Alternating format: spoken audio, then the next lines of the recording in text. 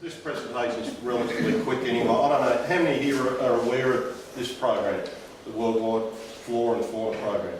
Okay, a few of you, so probably about half. You'll see in a minute in the next couple of screens that it's incredibly popular in Europe and the UK and North America. Hugely popular there, and a lot of the VKs have got involved in this program who have actually ventured over onto 20 metres and run a little bit of extra power, as Larry and Ian mentioned before. With soda, you're sort of limited as to how much power you can run because you're having to cart stuff up to the top of the summit with it. But with the parks activations, you can of course run extra power, bigger batteries, and because you don't have to walk so far. So those guys here in VK who have got involved in this program in particular, that have ventured over onto 20 metres, ended up with massive pilots.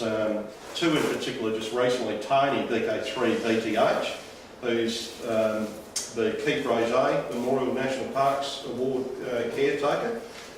He did a couple of activations last weekend and he ended up, I believe, with 400 contacts on 20 metres. He just worked a massive pilot.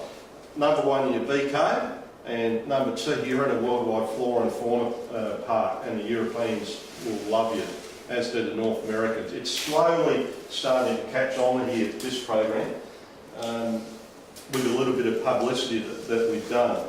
So WWFF stands for Worldwide Flora and Fauna. It's a national and it's a non-commercial program. Now, the reason behind that was the program was originally known as WFF, World Flora and Fauna, and it was started by the Russians back in 2008 by the Russian program fell over. Now, because it was so popular, a whole lot of European guys got together and they decided we don't want this program to collapse. It's incredibly popular. We don't want one guy to spoil the program. So it was renamed, rebadged, the award rules were remodelled, and it's now known as Worldwide Flora and Fauna. Slowly starting to get people to know about that because some people still refer to it as WFF, but it's actually WWFF. And that's the reason why we decided for it to be non-commercial, and I'll touch on that a little bit in a minute as far as the award program. WWFF, its reason for existence is exactly the same as any of the other parks programs. It's just to draw attention to the importance of protecting nature, flora and fauna, but giving us as amateurs a good opportunity of getting out in the park and activating parks. So for the WWFF program, it's operating from designated nature areas and protected areas. Here in Australia, we've defined those as being national parks, so not conservation parks. As you probably know, just here alone in South Australia we have marine parks, we have recreation parks, we have recreation reserves. Just as we did with the VK5 National Conservation Parks Award, we have the limited. And of course national parks and conservation parks have far more importance than your local park or recreation park. And that's what we did with Worldwide Flora and Fauna. We limited it to only national parks. I don't know how many national parks there are in Australia, but there's thousands. So there's no shortage of parks if we activate under this program. There's more parks than there is soda sites. There is, yeah. There's national programs within WWFF, so there's an umbrella, the umbrella organisation, which I'm on the International Council for this program. So each of the country representatives form the overarching WWFF Council. Now underneath that umbrella there are all the national programs, so the countries that participate and have a national program. So here in Australia, I'm the Australian coordinator, and each of those countries offer all their own unique WWFF awards as well. So not only do you have a global award program, and we've only just decided as an international council we'd reintroduce that again, but we didn't want to have anything to do with money. So now we get people to apply for the global WWFF awards, but we don't charge for those certificates because we didn't want to go down the same path that the original program did. So we send those out. It's all done online, and we send those out as a PDF to you. because we just didn't want to take on the responsibility, again, of accepting money. So that's the global award program, but as I say, each participating country has their own national award program as well. So for WWFF, if you're into chasing certificates and stuff, you'd virtually wallpaper your whole house if you wanted to. There is a WWFF directory that's maintained by two guys in Italy, and you can download that off the WWFF site, and it will list all of the parks that qualify for this program, not just here in Australia, but it's an international directory. So as I said, it commenced in 2008 as World Flora and Fauna, so WFF, initiated by the Russian Robinson Club. It collapsed due to those allegations, and it was relaunched in late 2012 with a new logo, a new name, and slightly different rules. We also formed a council, which, as I've already said, is overseen by a chairman and a vice chairman, and all of the coordinators from the national programs that participate. At this stage, there's 38 participating countries that offer awards. Now, it's far more participating involved in the program than 38, but there's 38 countries on the official list that actually offer worldwide flora and fauna awards. Each park is issued with a unique identifying number or reference number, exactly like SOTA. Ours is slightly different than the SOTA, and it starts off with your ITU region or the allocated prefix, followed by FF for flora and fauna, and then there's a unique identifier indicating what particular park. So and you'll find all of that in the directory that you can download. You may hear the term 44 during those QSOs. I don't know if anyone here has done a WWFF activation. Larry certainly has. And you'll hear all the Europeans going to you at the end of the QSO, you'll hear them say 73, 44. Now, a lot of people here don't know what the hell 44 means. Sorry? Half a kiss. Yeah, half a kiss. Yeah.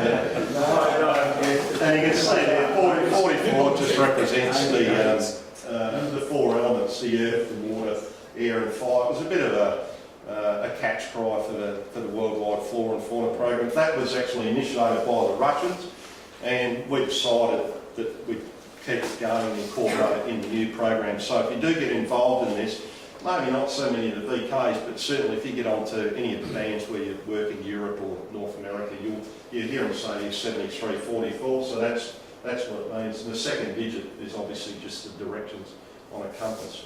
Just a catch cry for the program. I've already said the awards are in two distinct areas. So there's a global awards program run by the council of all of the elected country representatives, and then each participating country has their own national awards program as well. So the global awards, we relaunched them again after some discussion within the council. We decided that people were interested in it, not just chasing each particular country's awards, but they wanted a global award system to start up again. So we initiated it again, but as I say, didn't want to accept money, so now when you apply, we just send it out as a PDF to you. It commences as a hunter, so in SOTA it's chaser, if you're chasing SOTA summits. In the parks program, it's hunter, and Worldwide Flora and Fauna, we use the same term, we use a hunter. So hunter and chaser for both the respective programs means exactly the same thing. For the global awards, those certificates are issued for working 44 references, and again we went back to that 44. Right? It's got upgraded steps of 44 from there, so you get your first certificate when you work 44 different references around the world, and then upgraded steps of 44 from there. When you get to 444, you get a special certificate, and then it incrementally goes up in steps of 100. You can get a novice certificate for the global award if you just work 10 references, which is really easy. There's that much park activity now, and a lot of the SOTA summits, as Ian and I found out, are located within national parks as well, so you can get a bit of a double whammy as well. And for the activated, it commences at 11 references, and then incrementally upgraded steps of 11. And this is for the global program, all right, the overarching umbrella. For the global awards, if you're going out like Larry and I did yesterday and activate Belair National Park, bearing in mind this was started in Europe, and for them to get 44 QSOs, bang, they get it in a heartbeat, absolute heartbeat. It is not uncommon for those guys to get 5, 6, 7, 800 QSOs in an activation, right? As some of the BKs have recently found out, they can get 300 or 400 in an activation because it's catching on now, particularly on 20 metres. So for the global awards, as an activator, Larry and I go out to Belair National Park, we have to get 44 QSOs from Belair National Park to qualify. And we have to sit there for 2 hours. That's under the global umbrella, the global awards. Not easy for us here in Australia to achieve that, all right?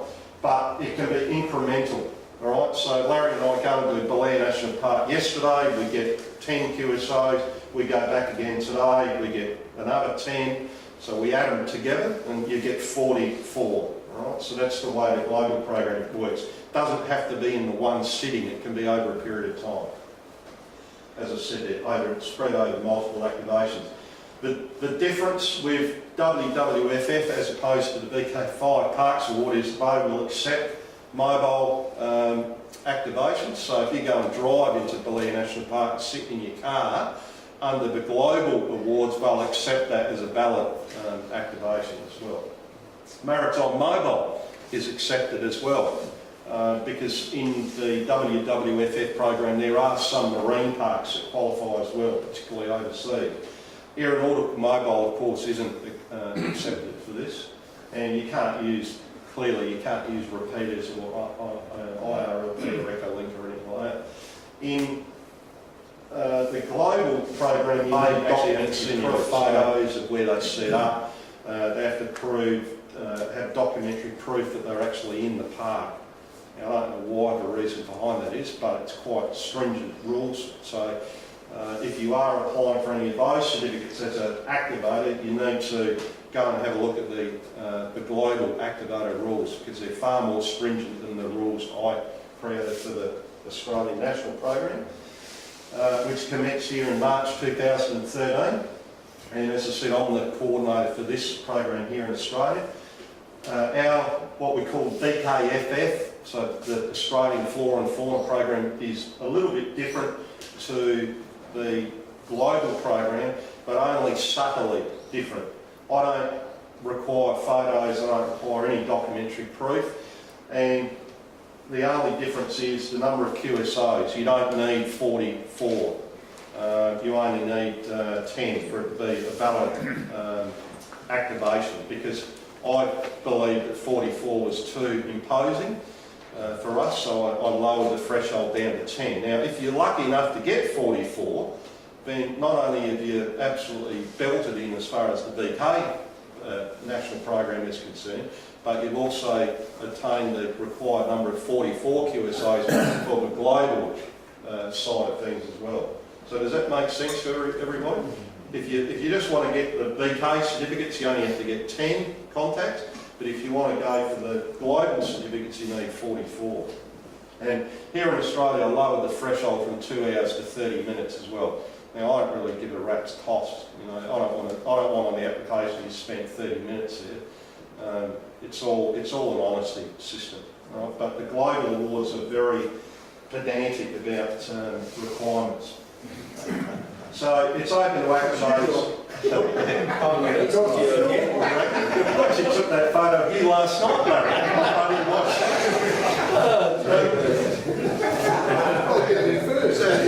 It's open to activators, hunters and shortwave listeners. We often forget about shortwave listeners as amateurs, but a lot of us started as shortwave listeners, so I think it's important to incorporate them. It'll be a long drive back to Mount Barker. The Australian program is national parks. I've already covered a bit of this. So it's not a recreation park, it's not a conservation park. For this program, it's only national parks. 10 QSOs required for the Australian program, reduced, as I said, from 44. and reduced from 2 hours to just 30 minutes for you to operate in the park. Certificates, I offer them again as an option, 3. I'm happy to send them out as a PDF or a JPEG, as I have to quite a few guys here in the room. Some guys don't have, you know, high quality printers at home, so I'm happy to do that. And I don't make any profit on this. You know, the prices of ink cartridges and stuff nowadays is outrageous, and by the time I post it on, you know, shit, if I made 5 cents on it, I'll be lucky. So I will mail them out for $5 to anybody that doesn't want it as a JPEG or a PDF. So far, as I said, it's slowly catching on here. We've had more overseas recipients of the Australian certificates than we have of VKs.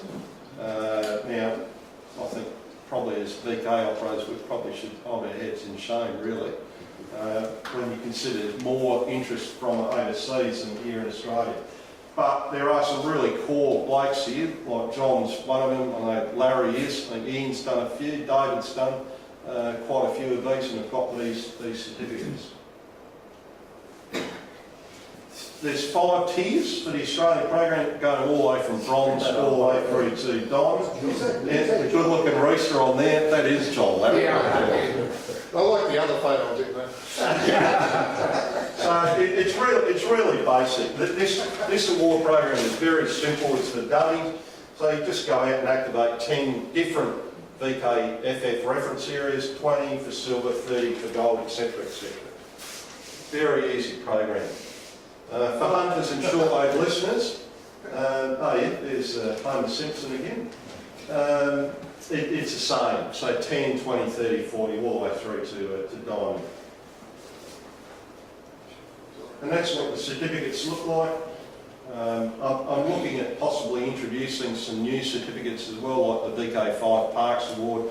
We offer unique certificates, so different types of parks. We're thinking about introducing a few for these. Now this is what the Australian certificate looks like. You saw the global one earlier. And you don't have to be holding a koala bear or a kangaroo to get it. You don't have to, no. The frequencies are a little bit different. No one owns any frequencies on the band, so SOTA in Australia, it's 7090 is the frequency we try and hang around. For the VK5 Parks Award, we started on 7100, there's a bit of a birdie on there, so 7095. You can see there that the 44 plays a big part. Again, we went back to 44 there. They're just starting points. So, as Larry said, people hover around these frequencies, and if they hear you come up, you know, it's like shooting fish in a barrel. There is a log search program, and for most of the national awards, it's electronic. Now, we spoke about this at the club, about electronic logging programs, but that's the way of the world. It's just far too cumbersome for me to check, you know, hundreds and hundreds of applications manually. I couldn't even do it full time if I wanted to. So for the program, we are doing that though. We are checking manual logs. Somebody sends in a manual log, but we encourage people to use this log search program, which started in February 2013.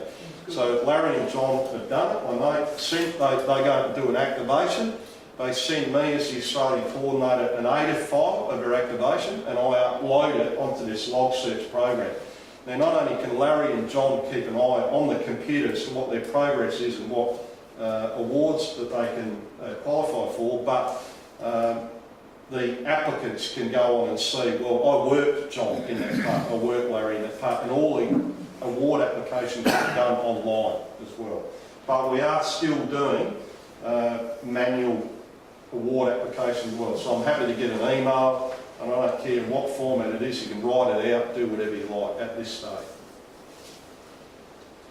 WWFF Forum, there's a forum you can join, it's free to join, you've just got to jump online and register. There's no hidden agenda, and it's the same as the Yahoo groups, as Larry said. You can keep up to date with who's activating what park, the latest antennas that people are using, etc, etc. There's a DX cluster on there as well, a link to the DX cluster, and somebody mentioned before about the mapping program. There's a mapping program as well for worldwide flora and fauna, and there's a link on there, it's called Adventure Radio. So if you click on the link, it'll actually show you a map of the world, and you can zoom into relevant geographical areas and see where all of the parks are. And there's a Yahoo group site, as Larry said, for everything. There's a Yahoo group for worldwide flora and fauna as well. And I would encourage you to join. Some people, I don't know, scared of joining Yahoo. I don't know why. It doesn't cost any money. It's free to join. There's no hidden agenda or anything like that. All right? And you can keep up to date with information sharing, who's using what equipment. You can post files and pictures and all that sort of stuff on there. They're just some useful links. So I created an Australian worldwide flora and fauna site, which is that top website there. So it's specific to the Australian program. And the second website there is the global website, so the international website. And the one down the bottom there is the Yahoo group site as well. But if anyone has got any questions about any of those sites, or you don't have time to write down the addresses now, I'm happy to speak to you during the break or whatever. And that's it. It's a really quick, easy one. So any questions about the worldwide flora and fauna program? Yeah, well, thanks very much for putting me on this at late notice. And this is probably a couple of questions maybe you or Larry or Ian could cover. And thanks for that APRS coming through Renmark on the way down. Very, very good. There's a lot of talk about technology and getting on the technology, but none of the, and maybe above our pay grade as to why we're not seeing any sort of digital component of these awards, particularly with soda, where low power, PSK, JT65, Whisper, all those sort of modes would be really advantageous. Has anyone brought that up and been knocked on the head? Or? Yeah. So it's only in the last couple of days. Yeah, Ian and Larry have probably seen it, but on the SOTA Yahoo group site, there's been a really big thread of conversation actually about PSK 31 in particular. Yeah, because I know the new KX3 has PSK built in. Yeah. And not just PSK, but really not focusing on individual types of modes, but digital as a whole. Yeah. I think might have been. Well, it's one of those developing things. There's sort of two camps. Those for it, those against it. I think probably what's holding back PSK is people having a device that they can connect to the radio simply on the summit. Yeah. And I've tried the PSK and the KX331, but I need to run instruction manual about it. But I just noticed they're seeing a lot of Android apps, and I presume there'd be iPhone apps and stuff as well. Yeah, I've actually got the PSK. I'm not that smart. With these parks things, I'm actually going to give PSK 31 a go, because I know that if you get on 20, the Europeans will be lining up. Yes. I did try one time, and I called CQ, and I could not work anyone, because they just all jumped on the skid mark on the scope. Yeah. I don't know what you call it, I call it skid mark.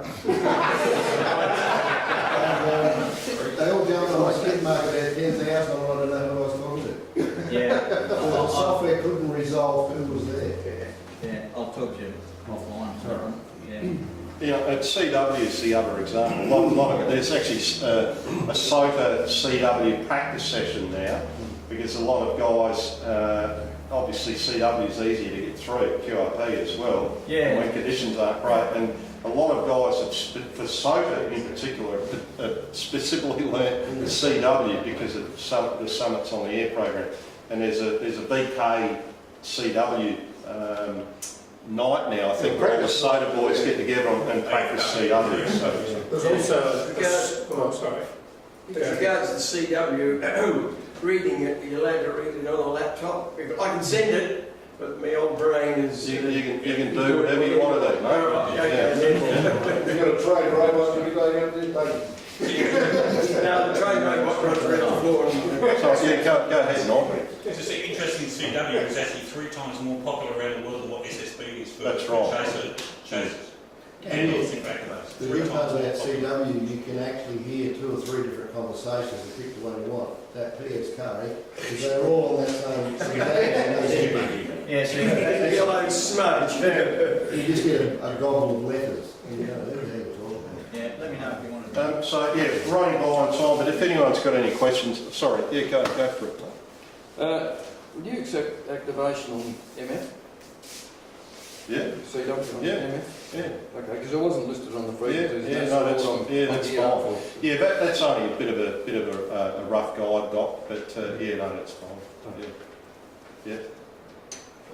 So if anyone's got any questions about the WWFF program, just call me during the day. So John's up next just to talk about using various batteries and stuff, and then we'll have a break for morning tea and then kick it off after that. So thank you, guys.